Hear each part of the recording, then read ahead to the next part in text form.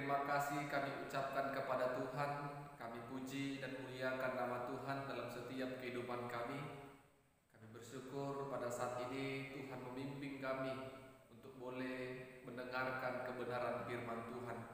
Berkati hati dan pikiran kami agar kebenaran firman Tuhan boleh menjadi tiang keselamatan, tiang penopang dan kekuatan dalam kehidupan kami. Dalam nama Yesus kami berdoa dan bersyukur kepada Tuhan. Amin. Bapak Ibu jemaat Tuhan yang diberkati, pada minggu ini kita mau mendengarkan firman Tuhan dari Markus pasal 8 ayat 27 sampai ayatnya yang ke-38. Markus pasalnya yang ke-8 ayat 27 sampai ayat yang ke-38. Kami akan bacakan firman Tuhan bagi kita. Demikianlah kebenaran firman Tuhan. Kemudian Yesus beserta murid-muridnya berangkat ke kampung-kampung di sekitar Kaisarea Filipi. Di tengah jalan ia bertanya kepada murid-muridnya, katanya, "Kata orang, siapakah aku ini?" Jawab mereka, "Ada yang mengatakan Yohanes Pembaptis, ada juga yang mengatakan Elia, ada pula yang mengatakan seorang dari para nabi." Ia bertanya kepada mereka, "Tetapi apa katamu? Siapakah aku ini?" Maka jawab Petrus, "Engkau adalah Mesias." Lalu Yesus melarang mereka dengan keras supaya jangan memberitahukan kepada siapapun tentang Dia. Kemudian mulailah Yesus mengajarkan kepada mereka bahwa Anak Manusia harus menanggung banyak penderitaan dan ditolak oleh tua-tua, imam-imam kepala dan ahli-ahli Taurat, lalu dibunuh dan bangkit sesudah 3 hari. Hal ini dikatakannya dengan terus terang, tetapi Petrus menarik Yesus ke samping dan menegur Dia.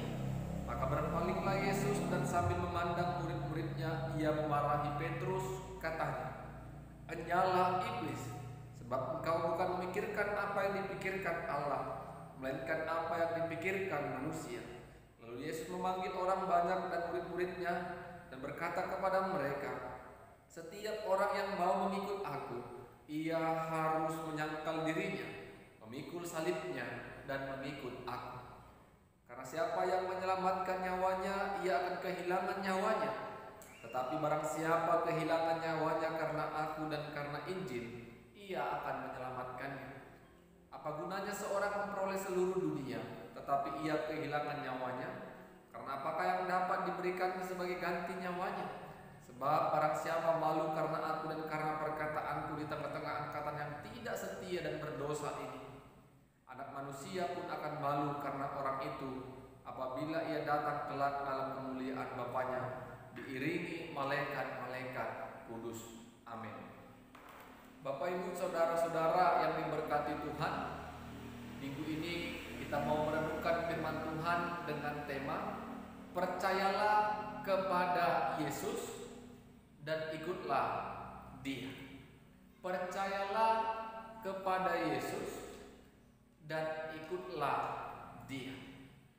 Bapak Ibu saudara-saudara, pada saat kita ingin mengagumi seseorang, pasti kita harus terlebih dahulu melihat latar belakang, melihat keberhasilan, melihat sosok yang sungguh kita kagumi, agar kelak kita tidak kecewa, kelak kita tidak merasa kecewa karena kekaguman kita itu hanya sepintas, karena pengenalan kita akan yang kita kagumi belumlah baik.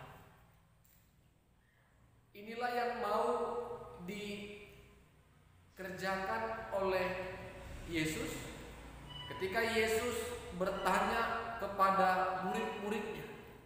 Yesus mau menguji bagaimana pengenalan murid-muridnya terhadap dirinya sebagai guru mereka.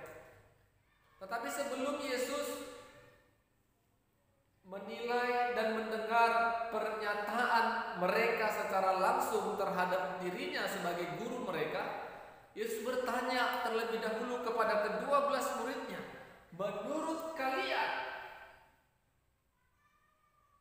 siapakah aku dilihat banyak orang? Siapakah aku dipandang oleh banyak orang?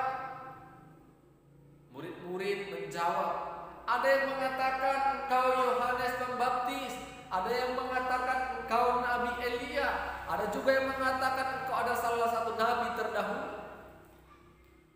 Itu menurut pengenalan banyak orang. Yesus mendengarkan apa yang mereka sampaikan, yang mereka dengar dari banyak orang. Tetapi menurut kalian, menurut kamu ke-12 murid, siapakah aku ini? Petrus yang mewakili ke-12 murid menjawab Yesus, engkau adalah Mesias. Bapak Ibu, saudara-saudara, pengenalan ke-12 murid dengan pengenalan banyak orang tentang Yesus berbeda. Orang banyak mengatakan Yesus itu Yohanes Pembaptis, Elia dan nabi-nabi yang lain. Tetapi ke-12 murid mengatakan Yesus adalah Mesias. Bapak Ibu saudara-saudara, apakah Mesias yang dia mengerti, yang dipercayai dan diketahui oleh murid-murid sesuai dengan iman percaya mereka? Kita lihat Bapak Ibu, ketika Yesus mengajar mereka kembali secara terperinci agar kemesiasan yang mereka ketahui tentang Yesus tidak keliru. Apa kata Yesus kepada mereka Bapak Ibu? Anak manusia harus menanggung banyak penderitaan, ditolak oleh tua-tua dan imam-imam kepala dan ahli-ahli Taurat, dibunuh dan bangkit sesudah 3 hari. Itu Mesias yang ada dalam diri Yesus. Yesus katakan anak manusia harus menanggung banyak penderitaan, ditolak oleh imam-imam kepala, ahli-ahli Taurat, dan dibunuh pada hari yang ketiga bangkit. Bapak Ibu mendengar hal itu, Petrus yang tadi mengatakan kalau engkau adalah Mesias menarik Yesus ke samping. Kenapa engkau katakan itu? Seolah-olah Petrus tidak terima kalau Yesus harus mati menderita, menanggung segala penderitaan, ditolak oleh imam-imam kepala dan ahli-ahli Taurat, dibunuh dan bangkit pada hari yang ketiga. Lihat Bapak Ibu respon yang diberikan oleh Petrus ketika Yesus mengajar anak manusia harus menanggung banyak penderitaan. Petrus takut, Petrus tidak terima Yesus yang mereka kenal sebagai guru yang hebat dan luar biasa akan meninggalkan mereka. Karena Petrus tidak ingin kehilangan Yesus. Bapak Ibu dan Saudara, apa kata Yesus kepada Petrus? Enyala iblis. Bapak Ibu, Yesus katakan Petrus, nyala iblis. Ini bentuk kemarahan Yesus kepada Petrus karena apa?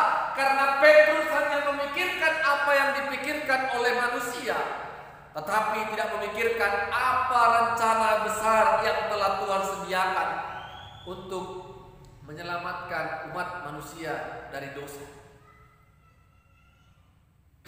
Di balik penderitaan yang dialami Yesus, maka akan ada keselamatan yang akan dinikmati oleh orang percaya. Jadi penderitaan yang dialami Yesus bukan tanpa alasan, tetapi penderitaan yang sudah direncanakan Allah untuk membebaskan umatnya dari dosa. Makanya dikatakan Yesus kepada Petrus, nyala iblis. Karena Petrus memikirkan secara manusiawi, tetapi Allah sudah menetapkan Yesus untuk menjadi jalan perdamaian bagi manusia. saudara-saudara, ketika Yesus telah mengatakan itu, Yesus mengatakan untuk mengikut aku, orang harus menyangkal dirinya, memikul salib dan mengikut aku. Menyangkal diri, memikul salib, itu yang harus dikerjakan sebagai pengikut Yesus. Ketika kita sudah percaya, percayalah kepada Yesus seperti tema kita. Sekarang ikutlah Dia yang kita percayai.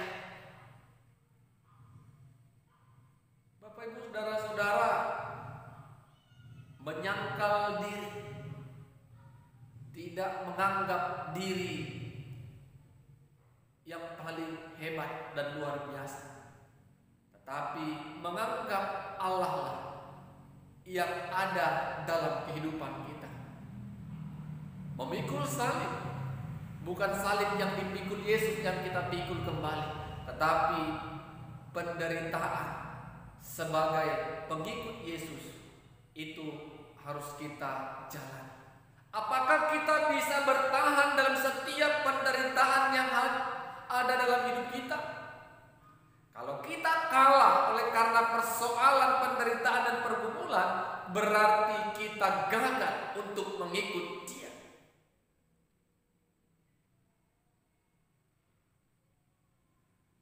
Dan Yesus juga katakan kepada mereka, barang siapa yang malu mengakui aku dengan orang-orang angkatan yang berdosa ini, Bapakku yang di sorga juga akan malu ketika malaikat-malaikatnya datang kelak dalam kemuliaan Bapa.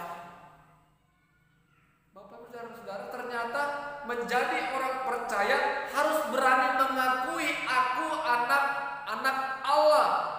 Aku percaya kepada Kristus. Jangan kita takut menunjukkan kekristenan kita, tetapi menunjukkan kekristenan dengan hikmat dari Tuhan. Jangan kita takut dan sedikit pun gentar berdoa ketika kita menikmati makanan di depan orang-orang yang mayoritas. Kalau kita malu menunjukkan jati diri kita, identitas kita kepada kalangan banyak orang, maka Tuhan juga kelak akan malu. Bapak Ibu saudara-saudara, apa yang mau kita renungkan dari kebenaran firman Tuhan pada minggu ini? Yang pertama, siapakah Yesus dalam hidup kita? Apakah Yesus hanya sebagai penolong?